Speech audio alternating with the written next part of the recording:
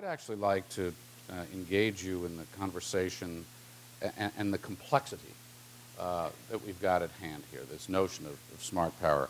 It was mentioned that just a few weeks ago I had an opportunity to sit, and it really is a kind of a testament as to what this new equation is all about, with the Secretary of Defense and the Secretary of State, side by side, talking about this civilian-military mix.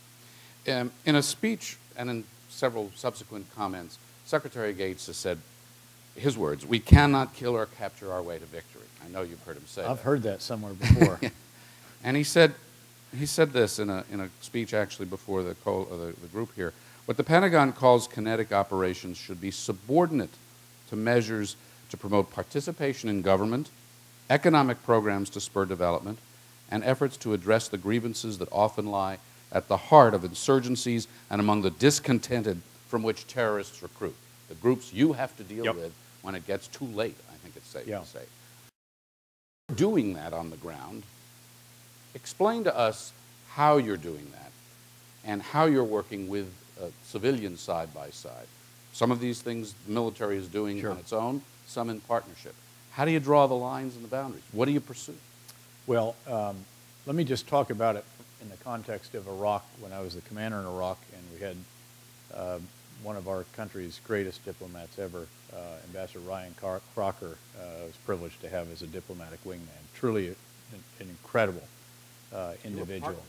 We were very much partners, and before even meeting, we decided that we were going to work together in everything that we did, and we decided that we were going to convey to our respective organizations.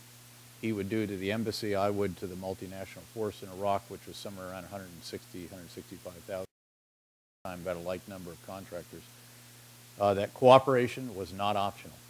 And in fact, we went around looking for examples of how we could show this, and we did find one or two individuals who doubted that we really were true to our word, and so of course we took that established.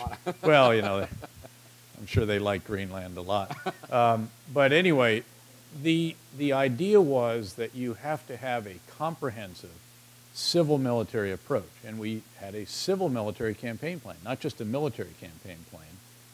And that was interesting because the folks above us, it starts to get back into stovepipes, and they used to ask occasionally, you know, why does your mission statement have all this stuff about these civilian things? And I said, well, it's because it is rightly a civil-military effort, and we decided that we're going to have a civil-military campaign plan, and we did.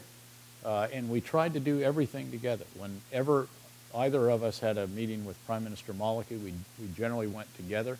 Occasionally, we would literally change chairs. He would, you know, let's see, this is Prime Minister Maliki. If it was my meeting, I'd start out in this chair here, he'd be there, we'd have a translator there.